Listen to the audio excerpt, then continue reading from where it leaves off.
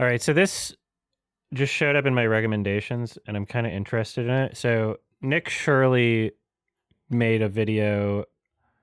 I guess maybe this will be explained here. I don't even know if I'm going to provide commentary.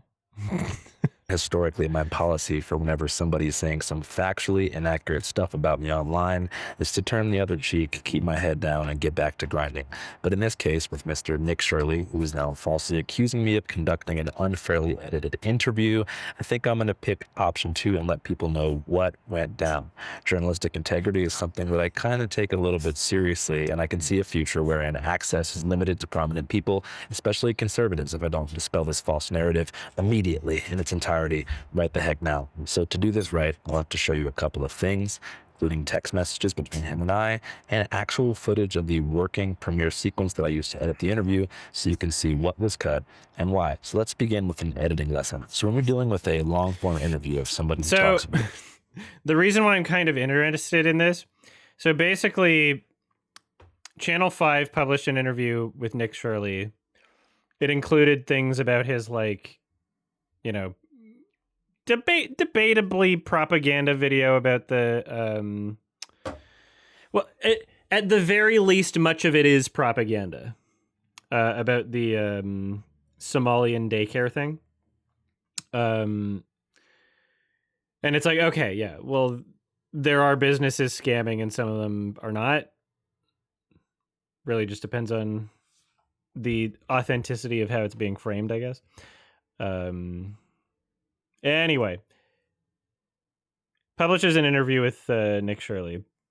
Nick Shirley sounds like literally like he's never been educated in any kind of sense. Like he talks like there's something in the water making all of us dumber, and he might just be like he might just be one of those, like, oh, this is where we start noticing sort of characters. Interview gets released, and then Nick Shirley releases a video like, Andrew Callahan cut all the parts that made him look bad. He made propaganda. And so he posts like the full interview. And then all the comments below, either bots or conservatives or both, are people going like, I used to like Andrew Callahan, and now I can see, thanks to this video, he is not to be trusted. Posted within an hour of the video coming out. And the video is like 3 hours long or whatever. And it's like, okay, is this just virtue signaling sort of thing? But what was obvious from the start, what was obvious from, Nick posting his, like, oh, he edited things out video, is that this is literally what people are talking about when they talk about media literacy, right?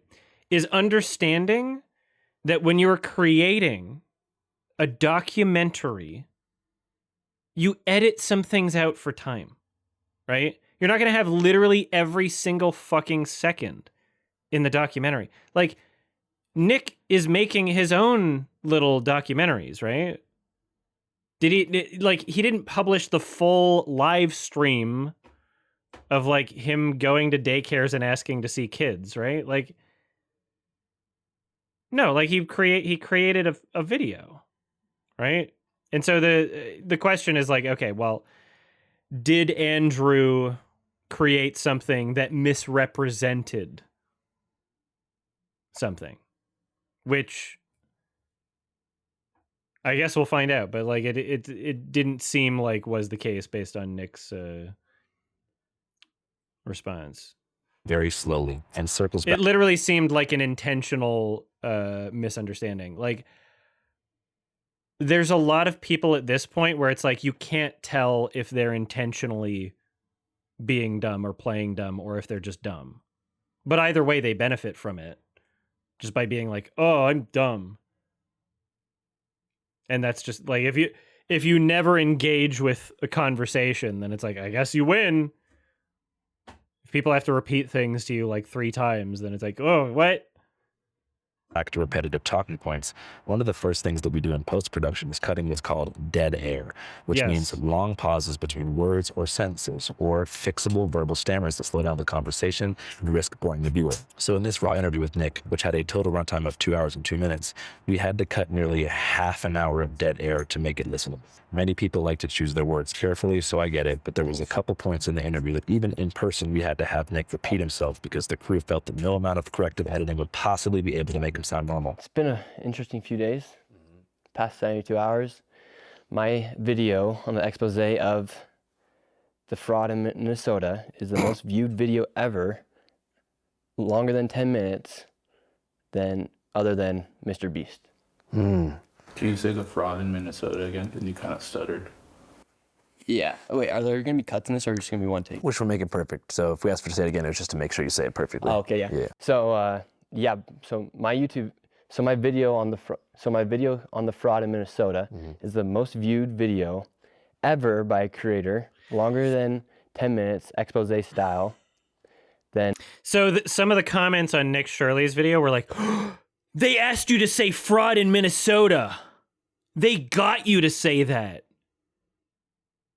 Like, as if they're like putting words in his mouth sort of thing. Like, it's all so fucking dishonest. Like, these people aren't serious. These people aren't serious. They see it as a game where it's like, oh, you act as dumb as fucking possible and you win. And that's it. That's it. That's what politics is at this point. Anybody other than the name of Mr. Beast. And then it's like some of these people are just actually that dumb and they just blend in with each other. And you don't know who's actually dumb or pretending to be dumb.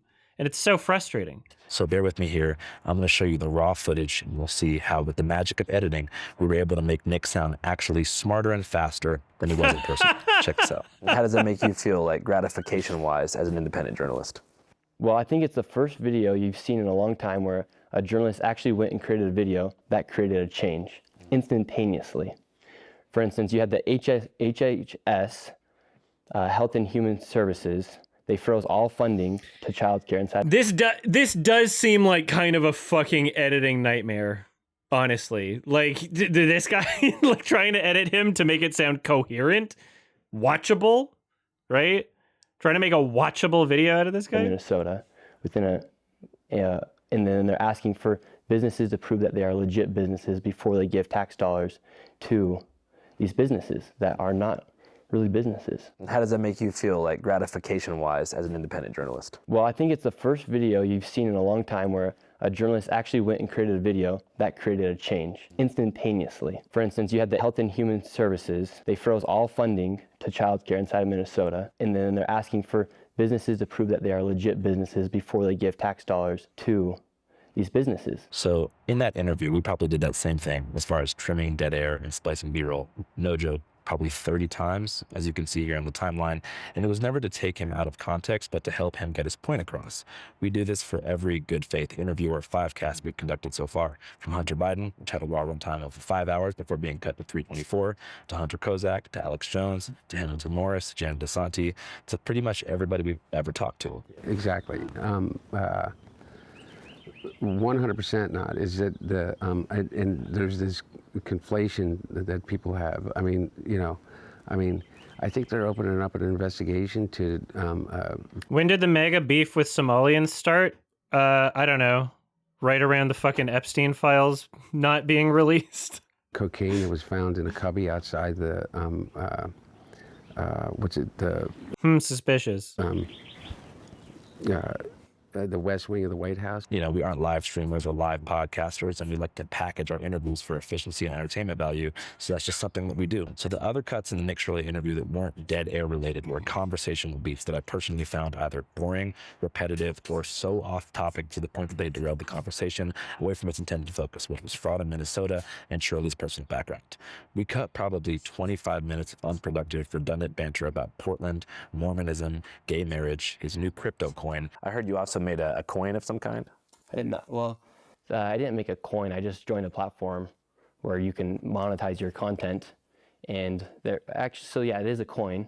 You can then monetize your content, just similar to like how you upload on TikTok. You can upload your stuff on there. It's just based off Coinbase. The history and ethics of welfare in America, and 6 whole, nearly identical back and forths about his 89% statistic that he falls back on unchallenged. 89% of the fraud is being committed by Somalians, and 89% of the fraud being committed inside Minnesota is by the Somalian population. 89% of the fraud happening by people who were brought into our country and then committing fraud. So 89% of the fraud happening in Minnesota is from the Somalian population. Right, but 95% of Somali Americans in Minnesota are legal. Yeah, 89% of Somalians are committing fraud. Since we ended up including an extensive dialogue about that stat around the 50-minute mark of the final cut, I personally didn't feel the need to torture all of you guys with 5 other versions of that conversation. 89% of the population, or 89% of the fraud being committed in Minnesota is by Somalians. And just so we can put that on screen to verify, do you know where that data is from? Yes, you can put it up on screen. It's up, it's public. And if you watch that raw cut, the 2-hour cut, which I made clear in text with Nick that I was willing to share with him in 4K when I got back from Greenland, you will see exactly what I mean. This is not a Sacha Baron Cohen style ambush edit or a Jim Jeffries Avi Yemeni situation where I primed him, by saying crazy shit to get his guard down and then Shanghai. It doesn't matter because they want to believe that it is. Andrew, it doesn't matter. You're talking to people who want to believe something. That's what we're at. That's where we're at right now. Is like whatever people want to believe, they just believe. Like that's where we're at. That's conversation now. I'm just curious about. Oh yeah, we're halfway through this. We'll be fine. And with post-production, I was trying to help Nick Shirley, which it seems up until yesterday he really appreciated. So after the interview came out about a week ago, he texted me right after saying the backdrop of this interview is hilarious. It was filmed in his uncle's upscale game room in Farmington, Utah, in front of several taxidermied bears that were presumably killed by the Shirley family. He goes on to say, fun watching the reaction from both sides. Appreciate you coming out. Wish you the best in all you do, bro. To which I replied kindly. But then the Clippers started doing the thing that they did with Hunter Biden, finding the most outrageous or dumb soundbite in the entire piece and naming it into oblivion while missing the entire point of the dialogue, which was to try to find common ground on issues like affordability and the collapse of the mainstream media. I mean, I fundamentally hope that everything you're saying is true, just so you know. Yeah, I hope so too. Yeah, I hope we all have the best interest in society and for our people, because yeah. The affordability is insane and people can't buy houses. And if we're talking about creating change, we need to let innovation prosper inside the United States. Yeah. And you're not seeing it. We're not. To be fair, there were some very, very, very funny quotable clips from this interview. Like, I watched the whole thing, but like him saying that the reason that billionaires don't want to pay taxes is so that they can pay their workers more is insanity. That's actual insanity. And then Andrew asked him like, oh, okay, well, who's your example of like altruistic, philanthropic, good billionaires that are trying to better society? And he says Donald Trump and Elon Musk, and then a third one I can't remember. Like, that's insane. That's insanity. Seeing innovation. In fact, we're seeing fraudsters take our money. If you guys saw, the clip that did the most rounds was when Nick tried and failed to pronounce the word benevolent. Who do you think are the 3 most benevolent billionaires? What do you mean by the word benevolent? Just well-intentioned, positive billionaires who you think I like how the right-wing Cope account is getting some promotion from this. are creating, net positive societal progress. Trump, our president. Because he never Literally said it just right be and said saying benevolent twice, there was no way to cut the dead air or trim the stammer, so we left it in. And personally, I don't think it's that big of a deal to not know that word. I mean, he is wearing a hoodie that is making fun of immigrants for their spelling errors, but benevolent has more syllables than learning, so I get it. But the comments on this clip were brutal, like actually genuinely mean. And it couldn't have felt good from his perspective to read these things. We're talking tens of thousands of people declaring this guy is retarded, which he's not.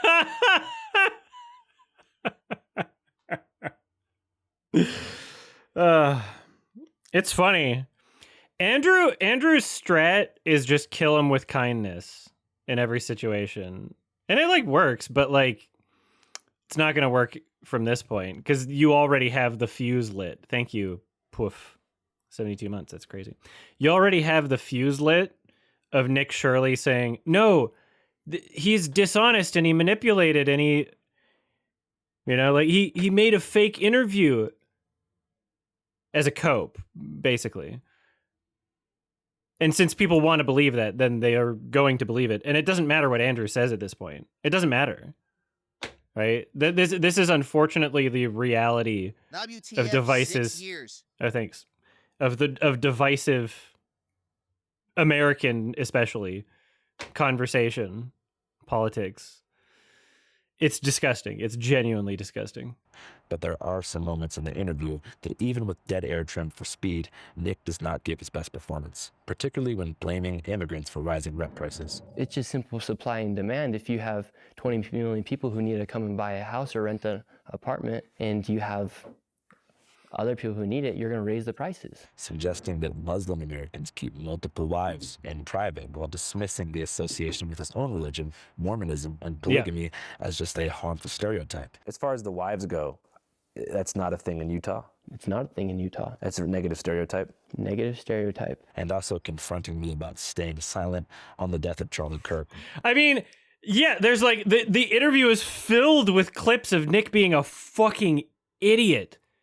Like something seriously wrong. I think the top comment is like, this is the iPad generation sort of thing, right? Like, obviously the entire generation is not that, but it's like, are we seeing examples of like that being a thing now? Like that, people are genuinely concerned based on Nick in this interview, right? Like people are genuinely concerned about like what the hell's happening.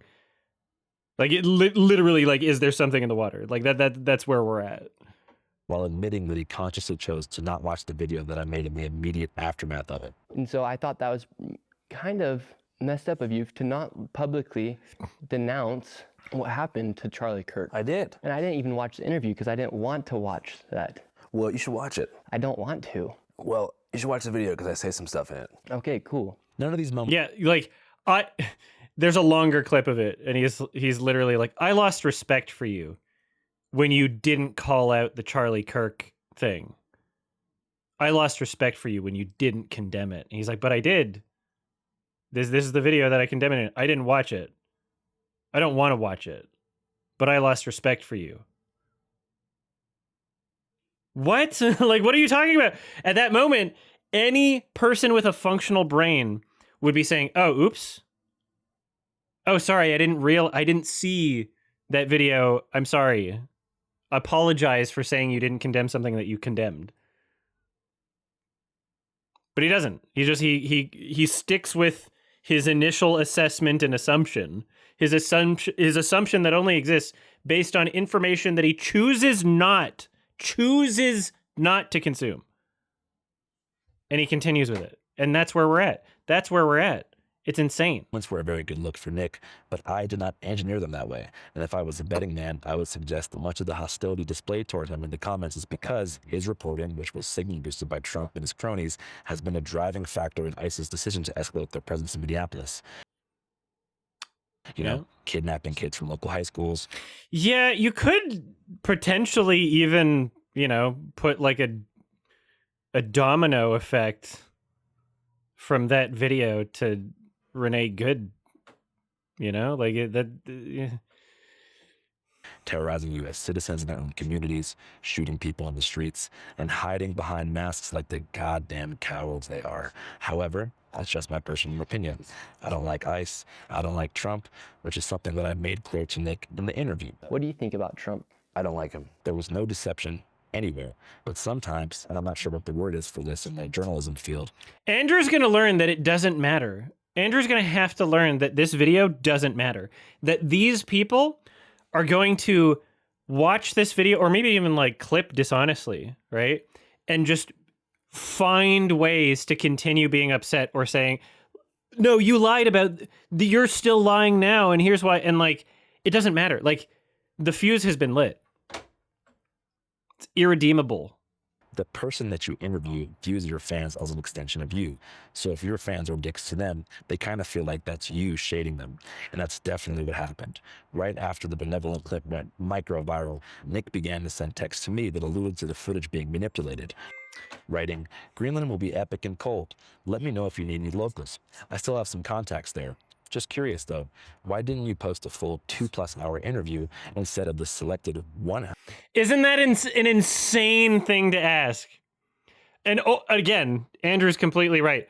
For this question to only be asked after the pushback, right? He'd already seen the interview before. Was commenting on the fucking set and everything. But now just being like, oh, now that people are shitting on me, it must only be because of how it was edited.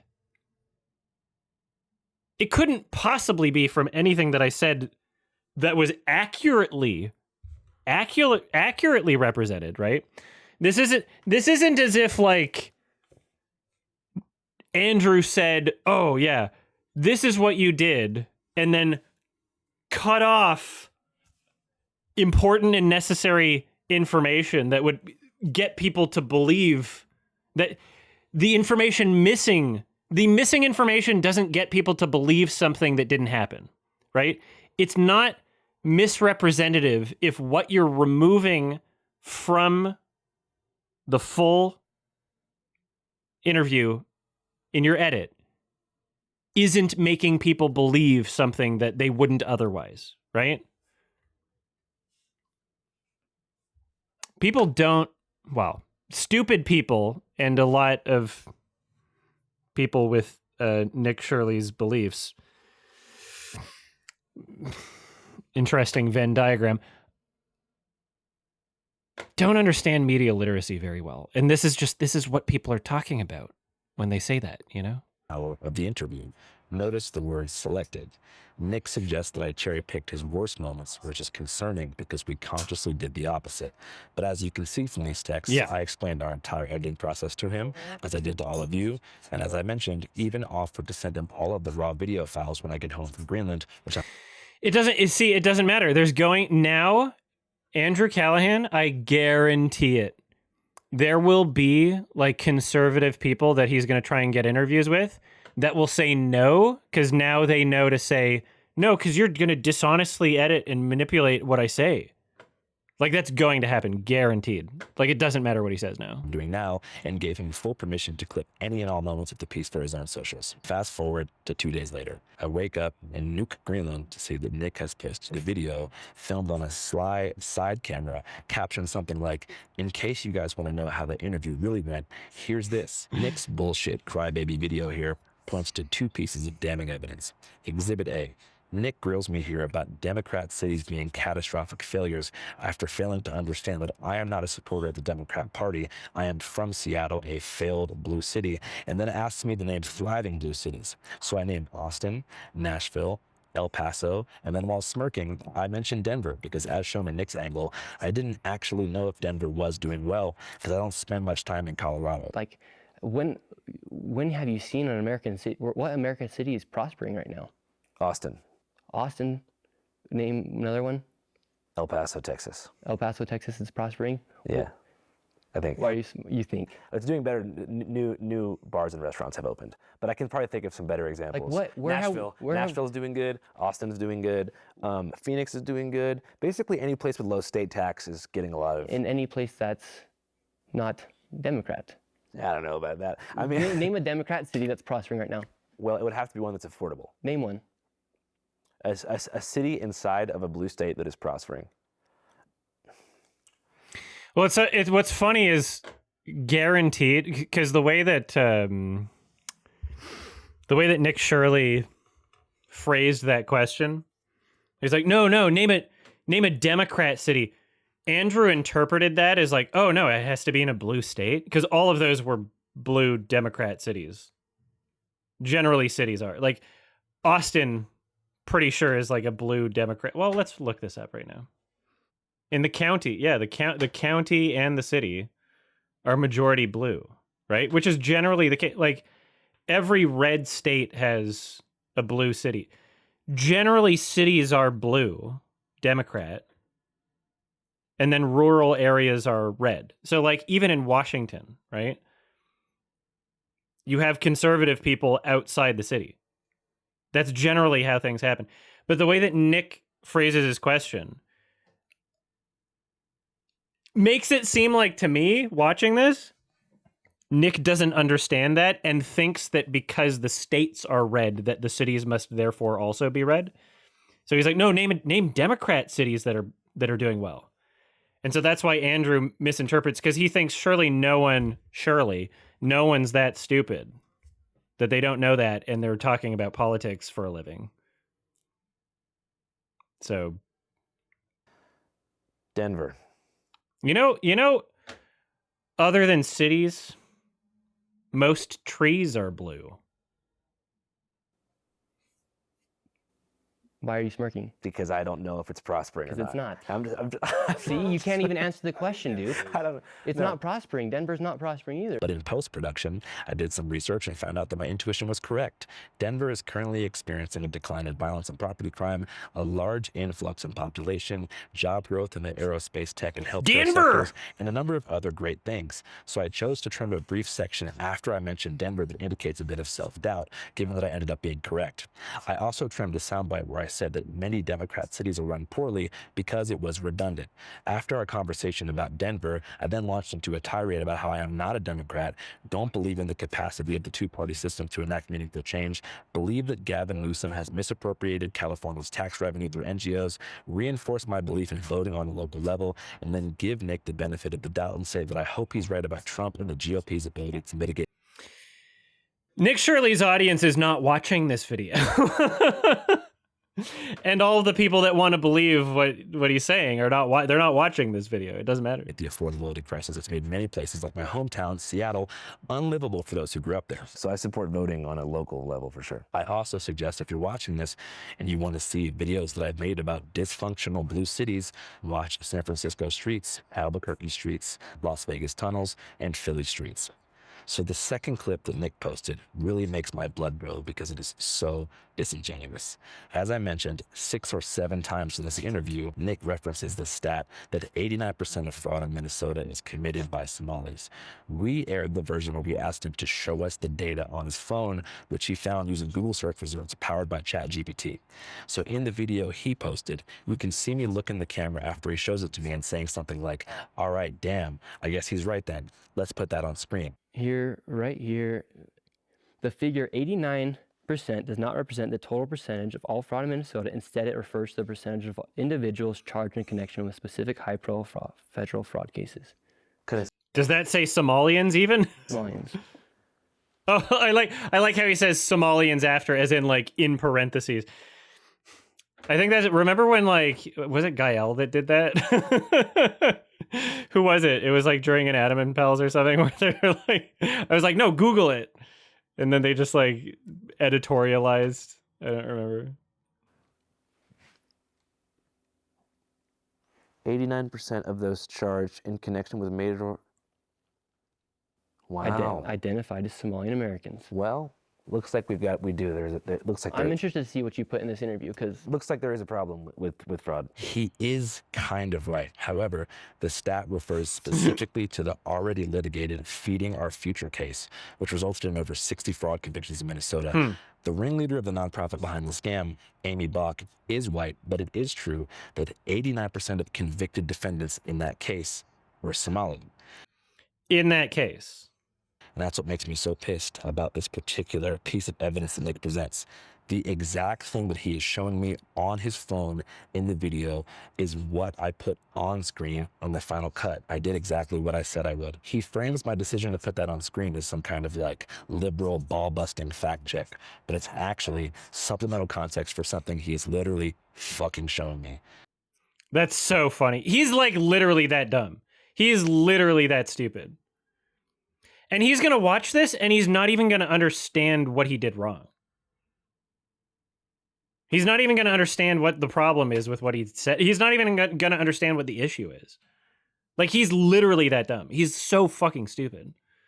Which is why it pisses me off. So that's all I have to say. I'm just in a phase in my life where I've been doing this for so long, and I care. Remember that there are people out there that if they see Jesse Lee Peterson repeat some of their talking points, they're like, oh yeah, no, he is very smart. Like, so, they look at people who are literally like deteriorating in front of your eyes like me. And as long as they repeat the same talking points, they're like, very smart. But it's like they don't even believe that. They're just coping. They're just coping and fucking LARPing. It's just LARPing. If you just continue lying as loud as you can and never admit when you or your side or somebody that you associate with your side, you literally never ever walk back anything or take, like, you think of everything as points, right? And you're like, if I admit that there was one person associated with my side that ever did anything even slightly wrong ever, then that's a point that they're getting. It's just not honest people, not having honest conversations. About this so much that I don't want to play these kind of games, especially with people who can't take an L. I want to put my credibility on the line by spinning things in a way that benefits their reputation. He literally went out of his way to try and make me look bad. You're such a fucking coping loser, dude. Holy shit. It's what's funny about this is like he's claiming the propaganda angle when he makes propaganda. Like, you should know how this works. Which is not cool, and I wouldn't say that's like very benevolent of him to do. I think my policy moving forward, especially when working with people who are filming their own versions of things and lack the integrity to be honest with their fan base, is to either go live during every interview or upload the full raw files on Patreon the moment a Final Cut hits YouTube, so there's no room for these kinds of shenanigans, because it's exhausting, and I've got real investigations and real documentaries in the field, in the works, that I need to prioritize over these malevolent antics. Yeah. 2026, keep my fucking name out your mouth. 5. What do I think of Andrew Callahan? I mean, like, I assume the reason you're asking that is because of the sex pest stuff he was doing before. I mean, his audience hasn't left. He's not getting canceled. He's doing good, positive things with his platform at this point in time. And as long as he doesn't do that ever again, obviously it doesn't absolve him of anything he did. Obviously, if people are still uncomfortable with him, I'm not going to suggest that they watch him. But I have no issues watching him, and I have no issues with people that watch or support him. I don't think that his audience is like made up of, like rape apologists or, I don't know. Like, if you believe in any kind of positive change, and again, I'm not saying you have to forgive him and you have to say everything good about him ever also. Didn't he also apologize? I mean, there were issues with his apology that were justified in being criticized. Like, to me, what matters more than an apology, and this is my own personal thing, what matters more than an apology is, like, change, right? Like a positive action that prevents the issue from happening again. Like, that can happen without an apology, in my opinion, is just not doing the thing again. That matters more than an apology to me. But I'm also a person that has had people apologize to me and then not change what they're doing, and that might be enforcing why I feel that way, is because I have very strong feelings against apologies that don't mean anything. So yeah, I was made uncomfortable with the information that came out about him. I took a break from watching him, and now I'm watching him again. And I feel like time has passed, and the people who he's harmed, I do not expect to share my perspective. But I mean, like, I don't agree with the idea that, like, his life should be over and ruined forever. When he's well, let's hopefully not doing anything like that ever again, and using his platform for positive change and necessary conversation at an important time in political history, especially. Right.